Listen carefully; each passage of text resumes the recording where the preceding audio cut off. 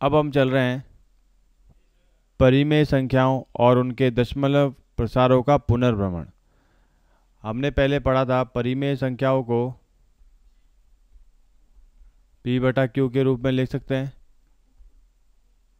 पर एक और बात मैंने बताई थी कि परिमेय संख्या दो प्रकार की होती है, एक तो शांत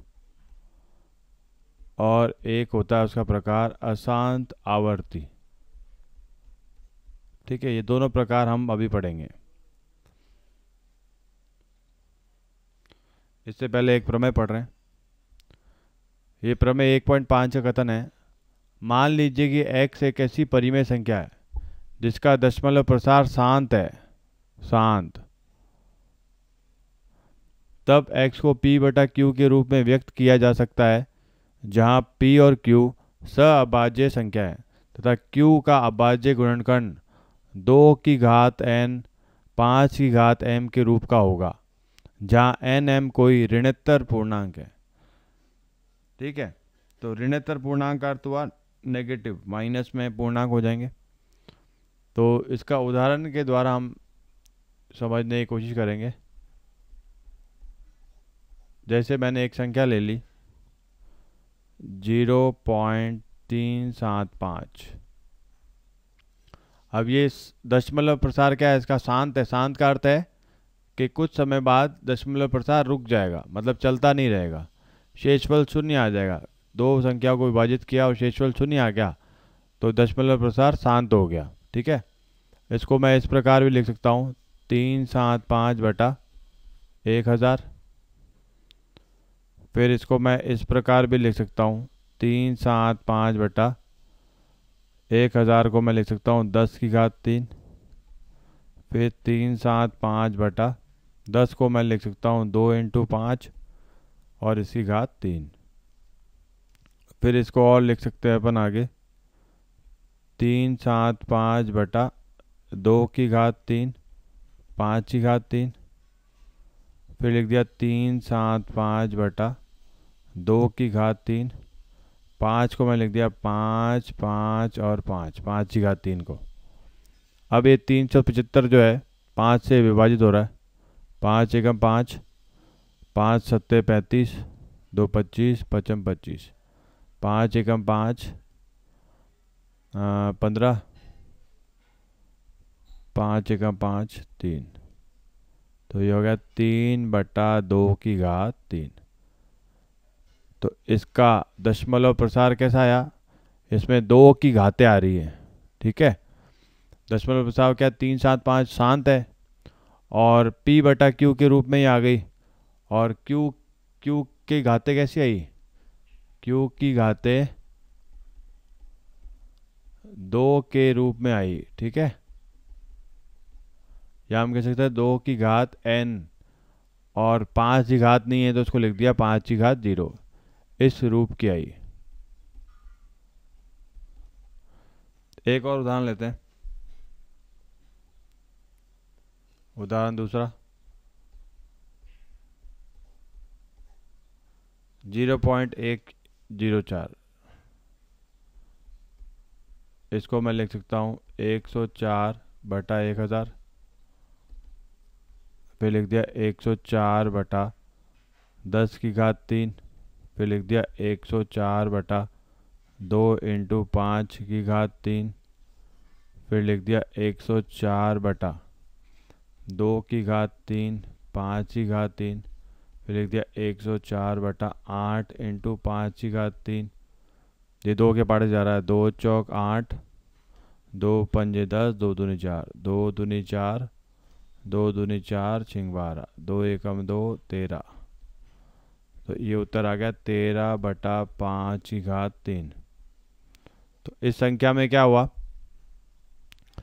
q की जो घातें हैं वो किस रूप में आई? ये संख्या बन गई p बटा q के रूप में।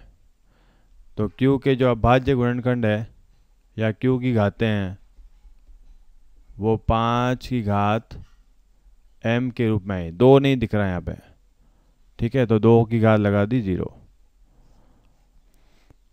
तो इसमें केवल 5 की घातें आई। उससे पहले वाले उदाहरण में केवल 2 की घातें आई। एक और उदाहरण लेते हैं। उदाहरण 3, ये ले लिया मैंने 0.0875, इसको लिख दिया 875/10,000, ठीक है। और 875/10,000 को लिख दिया 10⁴, फिर लिख दिया 875/2 × 5⁴, फिर इसको लिख दिया 875/2 की घात 4 × 5⁴, ठीक है।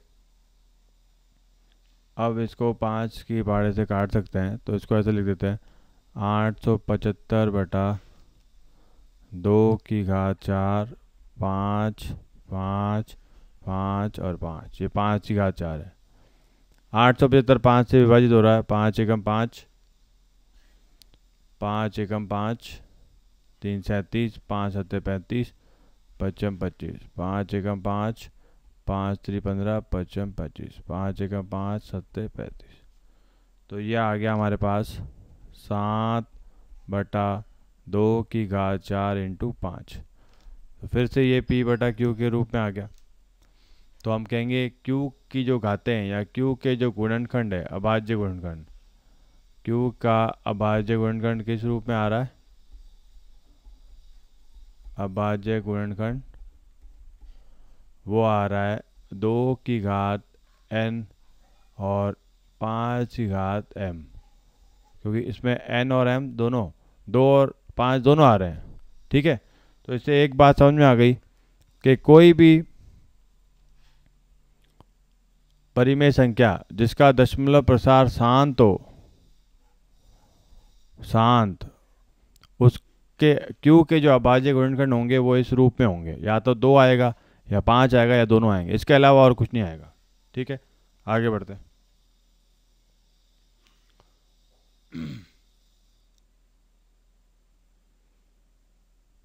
अब मान लिया कि प्रमेय 1.6 में ये क्या कह रहा है, मान लीजिए कि x बराबर P/Q है। एक परिमेय संख्या ऐसी है कि Q 2 की घात m 5 की घात n के रूप का है, जहाँ n और m ऋणोत्तर पूर्णांक है, तब x का दशमलव प्रसार शांत होगा। तो ये प्रमेय 1.6 का विलोम है, 1.5 का विलोम है। विलोम का अर्थ होता है विपरीत। पहले हम कह रहे थे कि यदि x एक परिमेय संख्या है, x एक परिमेय संख्या है और उनका दशमलव प्रसार शांत है, तब x को P/Q के रूप में लिखेंगे और गुणनखंड इस रूप का होगा। अब हम कह रहे हैं गुणनखंड इस रूप का है तो दशमलव प्रसार शांत होगा। तो विलोम है, विलोम में विपरीत, इसका कथन हो गया। आगे करते हैं।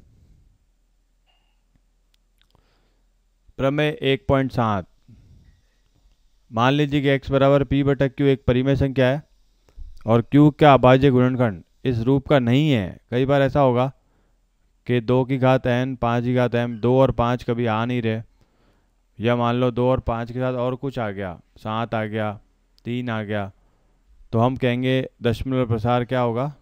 अशांत आवर्ती होगा। इसको एक उदाहरण के द्वारा समझते हैं। मान लो 1/7 को मैं विभाजित करूं, 1/7 तो उदाहरण ले लेते हैं।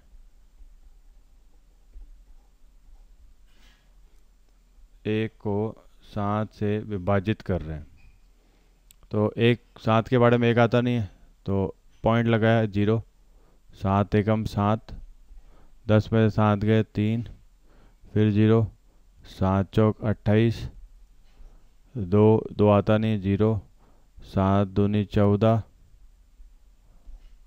6 आता नहीं, 0, 7 और 8 56, 4 नहीं आता, 40, 7 पंजे 35, 5 नहीं आता, 50, 7 7 49, 1। अब देखो फिर से ये क्या हो गया, यहाँ से इसकी पुनरावृत्ति चालू हो गई। यहाँ पे भी 1 था और यहाँ पे भी 1 है, तो यहाँ से पुनरावृत्ति आरंभ हो गई। तो हम दशमलव प्रसार को लिखेंगे 1/7 बराबर 0.142857। फिर वापस आएगा 142857, फिर वापस आएगा, ऐसे ऐसे चलता रहेगा। तो जब भी दशमलव प्रसार की पुनरावृत्ति हो रही हो तो हम उस क्रम को, उसके ऊपर एक बार लगा देंगे, रेखा बंधनी। ठीक है, तो इसका अर्थ हुआ कि ये पूरी की पूरी संख्याएं क्या हो रही है, रिपीट हो रही है, इसकी पुनरावृत्ति हो रही है। तो ये एक ऐसी परिमेय संख्या है जिसका q का भाज्य गुणनखंड 2 की घात n और 5 की घात m के रूप का नहीं है। ठीक है।